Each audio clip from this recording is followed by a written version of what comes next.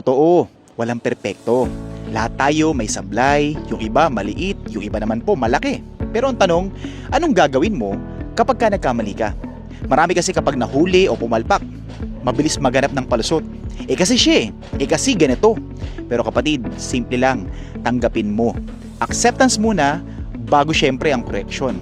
1 John chapter 1 verse 9. If we confess our sins, He is faithful and just to forgive us our sins and to cleanse us from all unrighteousness. O kita mo? Sabi ni Lord, hindi niya sinabi na kung magaling ka magpalusot. Ang sabi po niya, if we confess, kung aaminin natin. Kaya huwag ka matakot na umamin kapag ka nagkamali ka. Dahil sa Diyos, ang acceptance ng kasalanan ay simula ng transformation.